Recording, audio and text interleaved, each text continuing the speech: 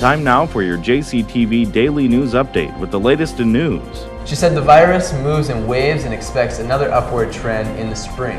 Covering your local weather. The sun will come out a little on Sunday to warm up to about a high of 30. And the latest in Jimmy athletics. Looks pretty good. Farkas for three, right corner. Got it! For your JCTV Daily News Update, here's Richard Schmit. Good evening and welcome to your Wednesday News Update.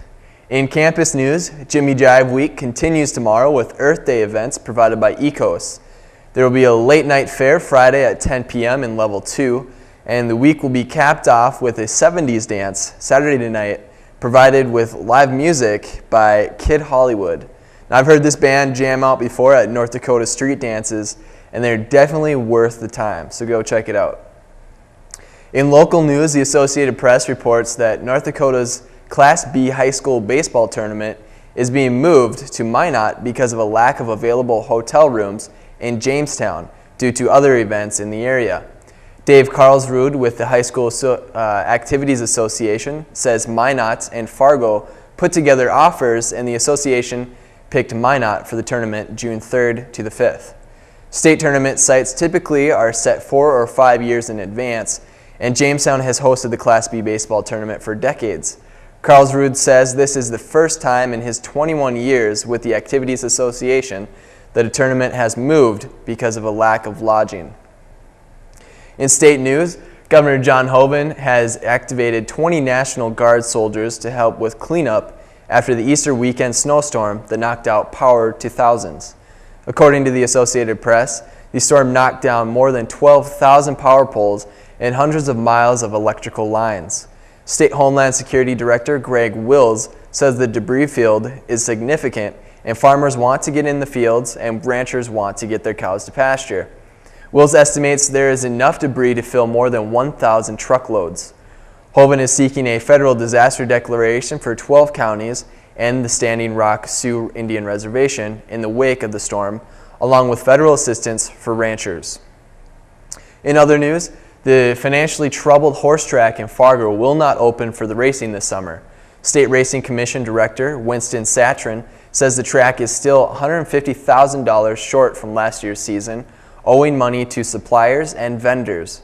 Satrin expects the park to request a $50,000 grant. He says the Racing Commission likely will approve the amount if the park can show it can come up with the rest. The park's general manager stepped down in December, saying there was no money for operations. Satrin says poor management is at least partly to blame for the financial problems. Satrin says it is not known if the track will reopen next year, but he is optimistic. Well, our weather has been enjoyable the last few days. Students have been out rollerblading and playing tennis among other activities, but in the near future, the weather will help students that have been procrastinating as the weather looks to be a little bit rainy. So let's take a look at that 5-day forecast. Tomorrow afternoon, we have a 30% chance of showers and thunderstorms.